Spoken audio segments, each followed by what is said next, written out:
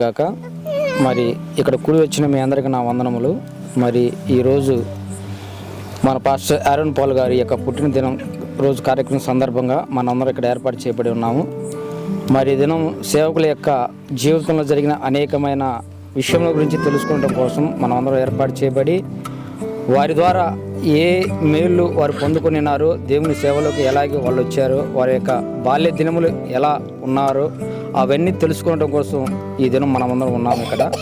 మరి మొదటగా దేవుని వైపు మరి బాల్య దినముల నుంచి కూడా దినం నుంచి కూడా మరి సేవకులు ఏ విధంగా అయ్యారో ఈ దినం మనందరం తెలుసుకుందాం. మొదటగా సేవకులకి నా వందనాలు.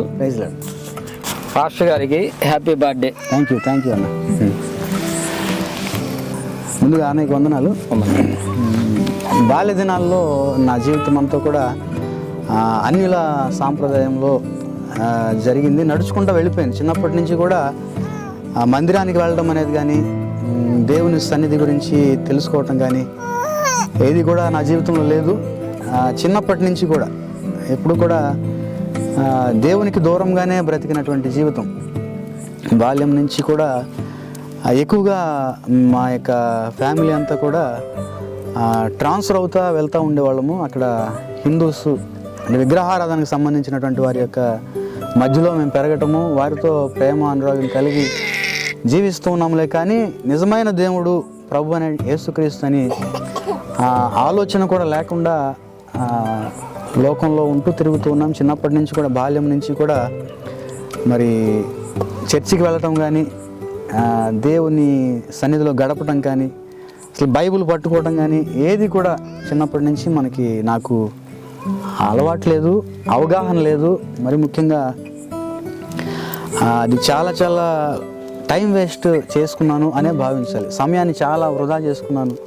బాల్యం నుంచే కనుక దేవునిలో పెరిగితే, బాల్యం నుంచే కూడా దేవుని యొక్క సన్నిధిలో గడిపితే మరి దేవునికి బహుబలంగా వాడబడేవాడినేమో. అయినప్పటికీ కూడా దేవుని యొక్క కృప ఈ దినమున ఆయన యొక్క సాధనంగా వాడపడటానికి దేవుడు అవకాశం ఇచ్చాడు. బాల్య దినాల్లో చాలా వరకు కూడా అన్య సాంప్రదాయాల జీవితంలోనే గడిపాను. తర్వాత బీటెక్ అయిపోయిన తర్వాత కొన్ని దేవుడు తను ఏర్పాటు చేసుకుంటే ఆ ఏర్పాటులో మనం ఉంటే ఖచ్చితంగా మనం ఎక్కడున్నా కానీ ఆయన లాక్కొని వస్తాడు. అది ముళ్ళు పెట్టో, గాయం చేసో, లేకపోతే పిలిచో, నా మనసుకి తట్టో ఎట్లాగొట్లాగా దేవుడు ఖచ్చితంగా మనల్ని లాగుతాడు.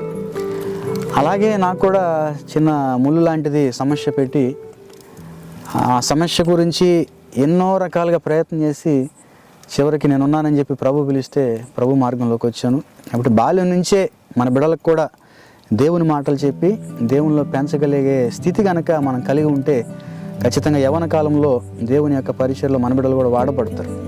కాబట్టి నా యొక్క బాల్యదినం అంతా కూడా దేవునికి దూరంగానే బ్రతికాననే విషయము చెప్పడానికి చాలా బాధపడుతున్నాను. అయినప్పటికీ కూడా మీరెవరు కూడా మీ బిడ్డల్ని అలా పెంచకుండా దేవునికి దగ్గరగా, దేవుని సహవాసంలో మీరుంటూ మీ పిల్లల్ని కూడా దేవునికి దగ్గరగా పెంచగలిగితే అంతకంటే ధన్యకరమైన జీవితం మన బిడ్డలకు మరి ఇంకొకటి ఇచ్చేది లేదు.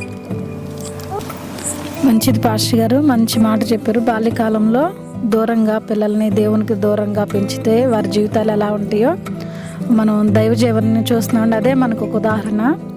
మరి నిజంగా ఒక విషయం మనం ఆలోచన చేస్తే మనకు లేని కృప మన పిల్లలకి కలిగిందండి. నమ్ముతారా ఈ మాట అందరూ? మన జీవితంలో మనకు లేని కృప బాల్యకాలం నుంచి ఒక తెలియని స్థితిలో మన బిడ్డలు దేవునిలో ఎదుగుతున్నారంటే రేపు వారు మన వయసు వచ్చేసరికి గొప్ప ప్రవక్తలు, గొప్ప సేవకులు, ఉన్నతమైన స్థితిలో మన బిడ్డలు ఉంటారు. ఈ రీతిగానే మరి దేవుని కృపలో మన బిడ్డల్ని ఈ రోజు నుంచి బాధ్యత తీసుకుని ఇంకా మరింత బాధ్యతతో ముందుకు కొనసాగించబడదాం.